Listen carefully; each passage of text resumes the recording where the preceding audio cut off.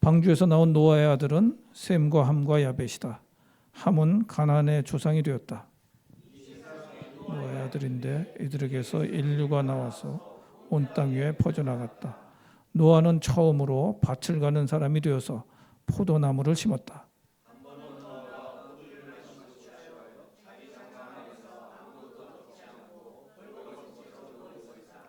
가나안의 조상 함이 그만 자기 아버지의 벌거벗은 몸을 보였다. 그는 바깥으로 나가서 두 형들에게 알렸다.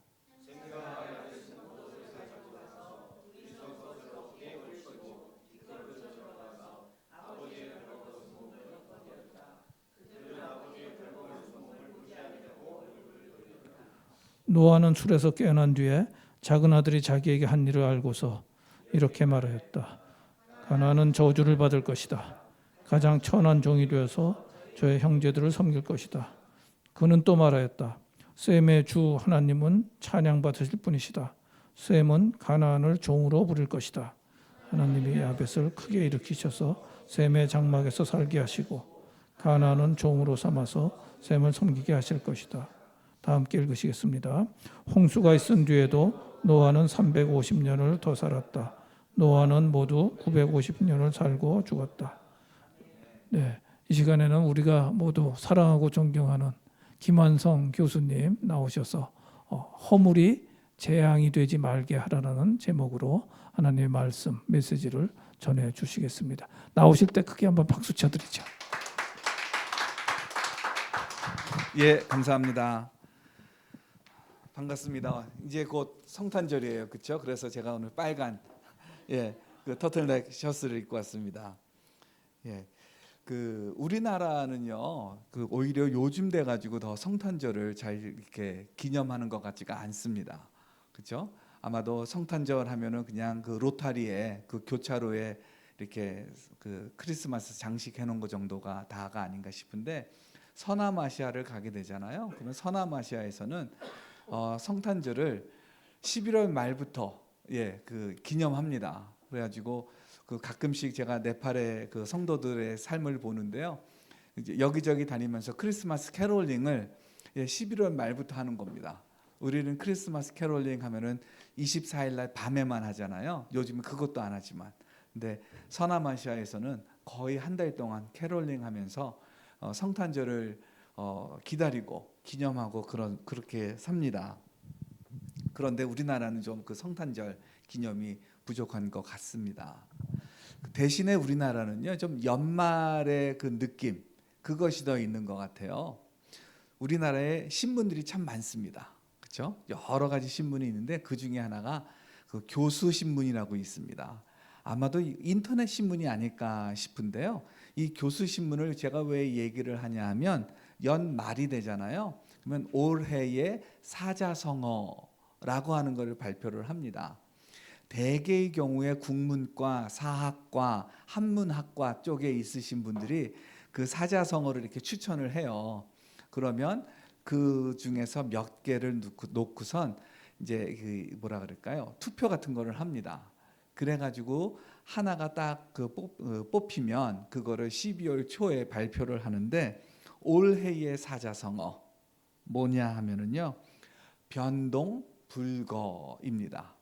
변동불거가 무슨 뜻이냐? 세상이 잠시도 멈추지 않고 끊임없이 흘러가면서 변한다. 그런 말입니다. 이 변동불거라고 하는 이 사자성어는 주역에 실린 말이라고 합니다. 방주에서 나와가지고 이제 이 땅에서 살게 된 노아, 그리고 노아의 자녀들, 이 가족이 바로 그 당시에 변동불거의 시대를 살지 않았나 싶습니다. 생각을 해보세요. 배에서 오랜 기간 동안 살았고요. 그러면서 물이 빠지기를 기다리면서 살았습니다. 그리고 드디어 배의 문을 열고 무스로 올라와 가지고 땅에서 사는 겁니다. 그리고선 이 땅에서 살게 되는 노아가 무엇을 합니까? 생전에 해보지 않은 농사를 짓게 됩니다. 변동 불거의 시대에 살고 있지 않나, 그 노아의 가족들이요. 그런 생각이 듭니다. 자, 이 변동불거의 시대를 살다 보면은요, 우리가 예측하지 못했던 많은 일들이 벌어지고요. 또 그리고 그 가운데에서 우리가 실수도 하고요. 잘못을 저지르기도 합니다. 일단 먼저 우리가 본문을 좀 같이 보도록 하겠습니다. 오늘 말씀을 좀 보여주시고요. 제가 일단 오늘은요, 제가 설교를 어떻게 할 거냐 하면 요 그 18절부터 29절까지를요 그냥 쭉 한번 지나가겠습니다. 예, 그리고선 이 말씀을 통해서 우리가 오늘 마음에 담고 집으로 가야 될 것이 무엇인가, 예, 그렇게 나누도록 하겠습니다. 자, 18절. 방주에서 나온 노아의 아들들은 셈과 함과 야벳이다. 함은 가나안의 조상이 되었다. 19절. 이 세 사람이 노아의 아들인데 이들에게서 인류가 나와서 온 땅에 퍼져 나갔다. 창세기 1장에서 무슨 말씀이 나오나요? 하나님이 세상을 지으셨다는 말씀이 나옵니다. 그렇죠? 그리고 창세기 4장, 5장에서는 무슨 말씀이 나오나요? 에덴 동산에서 쫓겨난 아담과 하와가 시작한 그 인류의 이야기가 나옵니다. 그렇죠? 그리고 그 인류가 홍수로 멸망을 합니다. 그리고 살아남은 노아와 그의 가족이 다시 새로운 인류의 시작을 얘기를 하고 있습니다. 예, 다시 말해서 18장 19절은 이후 세상에 대하여서 시작을 이야기를 하는 겁니다. 20절. 노아는 처음으로 밭을 가는 사람이 되어서 포도나무를 심었다. 홍수가 있기 전에 노아는 방주를 지었습니다. 예. 그리고 그 방주를 짓는 동안에 노아는 농사를 짓지 않았던 것 같습니다. 그래서 처음 밭을 갈게 되었다. 이렇게 얘기를 하고요. 그리고 노아가 포도 농사만 지은 것이 아니라 농사를 지는데 그 중에 하나가 포도나무도 있었다. 이렇게 이해하는 것이 좋을 것 같습니다. 우리나라와 달리 근동은요, 일조량이 아주 많습니다. 그리고 비가 적게 옵니다. 그러니까 그곳에서 나는 것들은 아주 달고 맛있습니다. 예, 그런 의미에서 이 포도가 참 좋은 작물임에 틀림이 없습니다. 자, 포도, 그 포도만 먹을 수 있고요, 또 모루도 먹을 수 있어요. 건포도로 만들어서 먹을 수도 있습니다. 우리나라에서 건포도는 뭐예요? 좀 간식입니다. 그렇죠? 근데 근동에서는요, 밥을 지을 때도 건포도를 넣습니다. 그러면 밥이 아주 달달하고 맛있습니다. 거기다가 기름까지 조금 넣거든요. 그러니까 밥을 할 때 물로 밥을 짓는데 거기다가 기름 조금 넣고 그리고 건포도를 조금 넣잖아요. 그러면 밥이 정말 달고요, 정말 기름집니다. 예, 그거 아무리 많이 먹어도요 너무나도 잘 넘어갑니다. 예, 포도, 건포도 그렇게도 사용될 수가 있습니다. 또 거기에는 물이 적어요. 물이 있어도 마시기에는 적합하지가 않아요.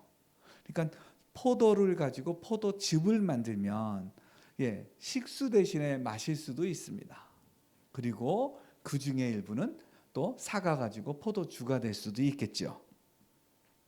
21절입니다. 한 번은 노아가 포도주를 마시고 취하여 자기 장막 안에서 아무것도 덮지 않고 벌거벗은 채로 누워 있었다. 참 노아답지 않은 행동을 했습니다. 예, 노아답지 않은 행동이에요. 이 노아가 포도주를 마시고 술 취해 버린 것입니다. 노아가 포도주를 얼마나 마셨는지 또 포도주가 얼마나 독했는지 우리가 알 수는 없습니다. 또 노아가 이전에 포도주를 마셨는지 아니면 처음 마시는 건지 그것도 우리가 또 알 수도 없습니다. 다만 오늘 본문을 통해서 우리가 알 수 있는 것은 노아가 하여튼 잔뜩 취했다. 예, 잔뜩 취했고 그리고 자기가 벌거벗는 것도 몰랐다. 아마도 그 더운 땅에서 포도주를 잔뜩 마시고 나니까 몸에 열이 올라왔겠죠. 그러니까 옷을 벗은 것 같습니다. 누가 벗긴 것이 아니라 스스로 벗은 것이었습니다. 자, 그러면 이 말씀이 우리 한국 사람이나 동아시아 사람들에게는 좀 이상하게 안 들릴 수 있어요. 왜냐하면 우리는 여름에 더우면 어떻게 합니까? 벗잖아요. 남자들. 요즘엔 그래도 많이 좀 얌전해졌습니다. 1980년대까지만 하더라도 한여름에 에어컨이 없으니까 더우면 어떻게 합니까? 우통을 벗는 거죠. 예, 그 러닝 셔츠라도 입으면 다행이에요. 지금도 중국에 가면 한여름에 다 벗습니다. 예, 러닝 셔츠만 남기고 있으면 그나마 양반이에요. 그렇죠? 그러니까 우리나라에서는 벗는 게 그렇게 이상한 게 아니에요. 일본 같은 경우에는 공중 목욕탕이 있고 또 우리도 공중 목욕탕이 있고 찜질방도 있지 않습니까? 그러니까 우리는 벗은 몸으로 다른 사람 앞에 있는 게 별 이상한 게 아니에요. 그렇죠? 그런데 노아의 시대에, 아니 성경에서는 벌거벗은 몸이라고 하는 거 좋지 않은 겁니다. 근데 처음부터 그러지는 않았어요. 처음에는 어땠습니까? 하나님이 아담과 하와를 지으셨어요. 그리고 그 아담과 하와가 벌거벗고 있었지만 부끄러움을 몰랐어요. 벗고 있는지도 몰랐습니다. 그렇죠? 그런데 아담과 하와가 하나님에게 죄를 지은 다음에, 그런데 뭐를 알고 있게 되었습니까? 벌거벗은 것, 그것이 두려워서 하나님 앞에서 숨겼습니다. 그렇죠? 그리고 하나님께서 아담과 하와에게 가죽옷을 입히신 다음에 내보내셨습니다. 자, 지금으로부터 창조의 시대까지는 너무나도 멀죠. 그런데 노아에서부터 창조의 시대로 한번 거슬러 가는 것은 그렇게 멀지 않았을 겁니다. 그러니까 노아에게, 노아의 가족들에게 벌거벗었다라고 하는 것은 어떤 의미일까요? 안 되는데, 부끄러운데, 두려운 것인데, 이러한 것이 있었습니다. 자, 22절이요. 가나안의 조상 함이 그만 자기 아버지의 벌거벗은 몸을 보았다. 그는 바깥으로 나가서 두 형들에게 알렸다. 자, 함이 일부러 아버지의 벌거벗은 몸을 보았는지 아니면 우연히 실수로 보았는지 알 수는 없습니다. 그런데 조금 보다가 아이고 아버지가 벌거벗으셨네 하고 빨리 돌아섰어야 될 텐데 그렇게 하지를 않았습니다. 그렇죠? 그리고 거기서 또 하나, 두 형들에게 아버지가 벌거벗고 잠을 자고 있다라고 하는 것을 알렸습니다. 얼만큼 알렸는지는 모르겠습니다. 이거에 대해서 구약 학자들의 이 해석은 너무나도 다양합니다. 예. 근데 거기까지 들어가지는 않고요. 예. 이 벌거벗은 것, 그것을 보고선 빨리 안 보려고 노력을 했었는데 그걸 끝까지 본 것, 그리고 그런 아버지를 형들에게 얘기한 것, 이 함이 너무나도 큰 잘못을 한 것이죠. 예. 아버지의 명예를 더럽힌 것입니다. 형, 야, 아버지가 말이야, 글쎄 장막 안에서 다 벌거벗고 잠을 자고 있어. 아니 말이야, 술을 얼마나 드셨길래 저런 거야? 뭐 이런 식의 이야기가 되었든지, 하여튼 뭐 어떤 내용이 되었든지 간에 그렇게 얘기를 하면서 아버지의 명예를 더럽혔습니다. 아들로서 사실은 해서는 안 되는 일이죠. 10계명에서 5번째 계명이 무엇입니까? 아버지, 어머니, 부모를 공경해라 라고 하는 말인데, 이러한 행동은 부모를 공경하는 행동이라 볼 수 없는 것이죠. 23절입니다. 셈과 야벳은 겉옷을 가지고 가가지고요, 둘이서 그것을 어깨에 걸치고 뒷걸음질 쳐 들어가서 아버지의 벌거벗은 몸을 덮어드렸다. 그들은 아버지의 벌거벗은 몸을 보지 않으려고 얼굴을 돌렸다. 자, 셈과 야벳은요, 정말로 아버지의 벌거벗은 몸을 보지 않으려고 적극적으로 노력하고 있다라고 하는 것을 오늘 이 본문에서도 우리가 볼 수 있겠습니다. 아버지의 허물을 덮어주려고 하는 너무나도 상식적이고 그리고 적절한 판단과 행동을 했다, 그렇게 우리가 볼 수 있겠습니다. 25절입니다. 그리고 24절이요. 예. 24절을 보면 노아는 술에서 깨어난 다음에 작은 아들이 자기에게 한 일을 알고 이렇게 말하였다. 가나안은 저주를 받을 것이다. 가장 천한 종이 되어서 저의 형제들을 섬길 것이다. 아니, 함이 잘못을 했는데 왜 함의 아들 가나안이 벌을 받아야 할까요? 출애굽기 20장 5절을 보면요, 조상의 죄가 3대 4대까지 이른다라고 얘기를 하고 있습니다. 또 어떤 구약학자는요 이렇게 얘기를 합니다. 아들로서 아버지 노아에게 죄를 범하였으니 이제 아들을 통해서 벌을 받는다. 이거는 우리 한국 사람들도 쉽게 이해할 수 있는 심정일 것 같아요. 아들이 자녀가 아플 때, 아들이든 딸이든 자녀가 아플 때 부모로서 어떤 마음이 듭니까? 내가 차라리 대신 아프지, 얘가 아프지 말고 내가 대신 아프지, 그런 마음이 들지 않습니까? 그러니까 함이 잘못을 했는데 그 아들에게 벌을 주며 함에게 더 큰 꾸중을 하고 있는 것이죠.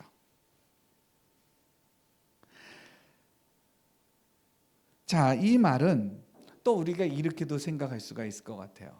자, 모세오경을 누가 썼습니까? 모세오경을 모세가 썼습니다. 그렇죠? 그래서 우리가 모세오경이라고 얘기를 합니다. 창세기부터 신명기까지 모세가 써서 모세오경이라고 얘기를 하는데, 자, 이 모세오경을 쓴 모세가 요 이야기를 지금 하고 있는 겁니다.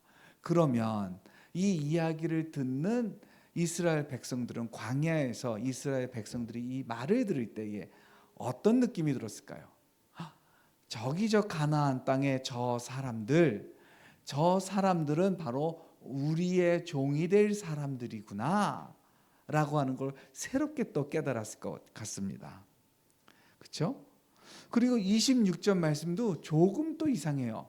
왜냐하면 셈과 야벳이 잘했거든요. 그래서 셈을 축복을 해야 되는데 누구를 축복을 하냐면 하나님을 축복하고 하나님을 찬양합니다. 자, 이것은 무엇과 또 연결이 되냐 하면 메시아의 예언과도 연결이 되는 겁니다. 뱀의 머리를 상하게 할 구원자, 그리고 가인의 계보가 아닌 셋의 계보에서 나올 자, 이 사람들에 대해서 하나님을 찬양을 했었습니다. 마찬가지로 셈족에서 나올 자, 이후로 점점 좁혀져서 요셉과 마리아에게까지 이어지지 않습니까? 광야에 있는 이스라엘 백성들이 바로 셈족의 후예였습니다. 그래서 칼빈의 경우에는 뭐라고 설명을 하냐면 히브리 사람들이 정말로 탁월한 것, 엄청난 것에 대해서 이야기할 때에는 먼저 하나님을 생각을 하는 것이 관례였다라고 얘기를 합니다. 다시 말해서 셈에 대해서 축복을 할 때에 너무나도 커다란 축복이었기 때문에 그 축복의 근원이 되는 하나님에게로 올라갔다. 이것이 그 칼빈의 해석이기도 합니다. 자, 27절을 보면요, 야벳이 셈의 장막에 거하는 것은 또 무슨 뜻일까요? 야벳이 셈의 장막을 탈취한다는 말일까요? 저는 처음에 그렇게 들렸어요. 근데 그게 아닙니다. 셈과 야벳이 셈의 장막에서 더불어 살게 된 것이다 라고 하는 말입니다. 야벳의 후손들은요 이방인들인데 이스라엘과 이방인이 하나님의 축복을 같이 받는 뜻이다, 이렇게 이해하는 것이 적절할 것 같습니다. 그리고 28절, 29절을 보면 홍수가 있은 뒤에도 노아는 350년을 더 살았다. 29절, 노아는 모두 950년을 살고 죽었다. 이 사건 이후로도 노아는 오래도록 살았고 자녀들도 번성하면서 늘었습니다. 자, 18절, 19절 사건을 말하기 전에 일반적인 배경을 얘기를 하고요. 그리고 28절, 29절 사건이 있은 다음에 다시 이 역사는 흘러갔다. 이렇게 이해하면 좋을 것 같습니다. 자, 그러면 이 사건, 노아의 술 취함과 벌거벗음의 사건, 그리고 이 함과 셈과 야벳의 아버지의 그 모습에 대한 대응, 이 사건들에 대해서 우리가 어떻게 이해를 하면 좋을까요? 이 말씀 본문을 여러 각도에서 우리가 접근을 할 수가 있을 것 같습니다. 부모에게 효도하라는 말씀으로도 우리가 사용할 수도 있을 것이고요. 또 권위에 순복해라 뭐 이런 말씀으로도 우리가 이 말씀을 가지고 설교할 수도 있을 것 같습니다. 근데 저는 이 말씀에서 무엇에 초점을 두는 것이냐 하면 허물이 재앙이 되지 않게 하는 것, 그것에 초점을 두고자 합니다. 오늘 본문에 두 사람의 허물이 나옵니다. 노아의 허물 그리고 함의 허물입니다. 노아 의인입니다. 당대의 완전한 자입니다. 하나님과 동행한 자입니다. 창세기 6장 9절이 그렇게 말하고 있습니다. 이런 완벽해 보이는 노아가 두 가지 실수를 했습니다. 하나는 술 취한 것이었고 또 하나는 벌거벗은 것이었습니다. 그 결과 오늘날까지도 우리는 노아의 허물을 알고 있습니다. 이 사건이 없었더라면 과연 노아가 어떤 잘못을 하나라도 했을까? 이런 생각을 했을 것 같아요. 그렇죠? 근데 노아에 대해서 온갖 좋은 생각을 다 가지고 있다가 마지막에 하나 뭐예요? 노아가 술 취해 가지고 부끄러운 줄도 모르고 벌거벗었었어. 그것이 오늘날까지도 전파되고 있고 전달되고 있습니다. 그리고 노아의 그 허물 때문에 후손 중에 일부가 벌을 받고 있습니다. 노아의 관점에서 생각을 해보세요. 세 아들입니다. 어느 손가락 하나 깨물어서 안 아픈 손가락이 없어요. 그런데 노아가 술에서 깨어난 다음에 함이 한 짓을 알고 함을 저주했습니다. 자, 저주받아 마땅했다라고 생각해서 노아가 저주를 하기는 했지만 그러나 여전히 함은 누굽니까? 노아의 아들입니다. 그 마음 한편에 아픈 것이 있었을까요? 없었을까요? 분명히 있었을 것입니다. 예. 노아가 허물이 있었고요. 그리고 자손의 일부가 그런 벌을 받게 되었습니다. 허물이 있었고 재앙이 있었습니다. 함, 노아의 아들입니다. 함이 이 사건 이전에 뭐 뚜렷하게 드러나는 것이 없어요. 그래서 그 불효하는 자식이었는지 효도하는 자식이었는지 알 수는 없습니다. 그러나 우리가 추측해 볼 수는 있을 것 같아요. 노아 혼자 방주를 지을 수는 없었습니다. 그러니 셈, 함, 야벳 이 아들들이 그리고 며느리들도 방주를 짓는 것을 도와주었을 것입니다. 또 방주 안에서도 동물을 돌보았을 것입니다. 예, 완벽한 효자는 아니더라도 그러나 여전히 자기에게 맡겨진 일을 어느 정도 소화하는 그런 아들이었을 것입니다. 근데 이런 아들이 두 가지 실수를 했습니다. 아버지의 허물을요 감싸지 않고요 들추어냈습니다. 그 결과 자신의 아들 중에 하나인 가나안이 어려움을 겪게 되었습니다. 허물이 재앙이 되었습니다.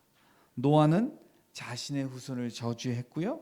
함의 자녀 중 하나인 가나안은 저주를 받았습니다. 후손들이 저주를 받는 재앙을 맞았습니다. 하나의 잘못이 그것으로 끝나지 않고 더 큰 잘못으로 이어졌습니다. 과연 함의 아들 가나안을 저주한 노아의 마음은 편했을까요? 350년 동안요. 과연 아버지 노아는 노아에게 자신의 아들을 저주하는 말을 듣는 함의 마음은 편안했을까요? 허물이 재앙이 되었습니다. 마틴 루터가요 이런 말을 했다고 합니다. 새가 우리의 머리 위를 나는 것은 어쩔 수가 없다. 하지만 새가 우리 머리 위에 둥지를 트는 것은 내버려 두어서는 안 된다. 노아가 자신이 수확한 포도를 가지고 포도즙과 포도주를 만들고 마실 수는 있었습니다. 하지만 술 취하는 것은 막을 수가 있었고요. 그리고 벌거벗는 것은 막을 수가 있었습니다. 함도 어찌하다 보니 아버지의 벌거벗은 몸을 일부라도 볼 수는 있었어요. 그렇지만 아버지의 그 모습 고스란히 다 볼 필요까지는 없었고요. 더욱이 형제들에게 그걸 이야기할 필요는 더욱더 없었습니다. 하나의 실수가 재앙으로 이어졌습니다. 자, 우리는 어떻습니까? 여러분은 어떻습니까? 우리가 실수했을 때, 잘못했을 때 여러분은 어떻게 대응하십니까? 어린 시절에 그릇이나 유리창 깨트린 적이 있죠. 그렇죠? 그때 여러분은 어떻게 하셨나요? 나 안 했어요 라고 얘기를 했나요? 아니면 제가 잘못했어요 라고 용서를 구했나요? 혹시 여러분 중에 주식 투자를 하신 분이 있다면, 아니면 했거나 하고 있는 분이 있다면, 여러분이 산 주식의 가격이 떨어졌어요. 그러면 그때 오를 것을 기대하면서 추격 매수에 들어가셨나요? 아니면 아유 난 하여튼 주식 투자에는 재주가 없어 하면서 그냥 손절하고 나오셨나요?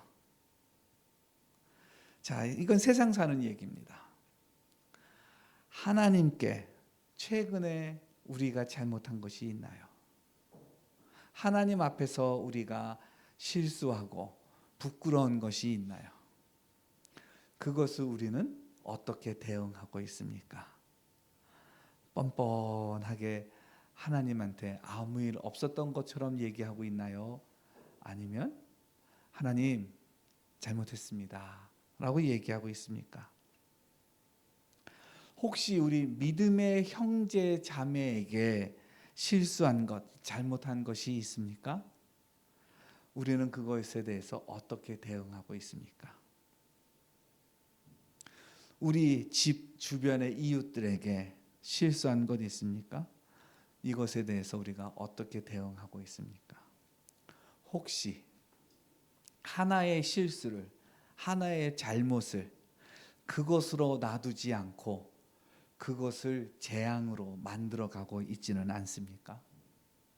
오늘 말씀은 우리에게 말합니다. 실수를 재앙으로 만들지 말라. 제가 오늘 설교를 시작할 때에 여러분에게 소개했던 사자성어 혹시 기억나십니까? 변동불거입니다. 세상이 잠시도 멈추지 않고 끊임없이 흘러가면서 변한다. 자, 오늘 본문을 창세기 9장 18절에서 29절까지의 말씀을 사자성어로 표현한다면 무엇이 될까요? 고민하다가 찾았습니다. 제 머리로는 나오지가 않아가지고요. 요즘의 유행인 AI의 힘을 빌렸습니다. 자, 이런 내용을 준 다음에 이것에 적절한 사자성어 좀 찾아줘 하는데 제 마음에 드는 사자성어가 안 나오는 거예요. 그래서 이거 말고 다른 거, 이거 말고 다른 거 몇 번을 하다 보니까 제 마음에 드는 사자성어가 나왔습니다. 뭐냐 하면 거경궁리라고 하는 말입니다. 처음 들어보신 말이죠? 거경궁리 무슨 말이냐? 우러러 받드는 마음으로 스스로를 삼가고 도리를 궁리함이라는 것입니다. 우러러 받드는 마음으로 스스로를 삼가고 그런 다음에 도리를 궁리하는 것. 우리가 잘못할까 스스로를 삼가고요. 잘못했을 때에 도리를 궁리하는 것. 거경, 궁리. 예, 이 말은요, 이 사자성어는 성리학의 핵심적인 수양 방법론이라고 합니다. 거경은 경의 상태에 머문다라고 하는 거예요. 경의 상태에 머물기 위해서 어떻게 하느냐? 마음을 한 곳에 집중하고 흐트림 없고 엄숙한 태도를 유지하는 수양의 태도라고 합니다.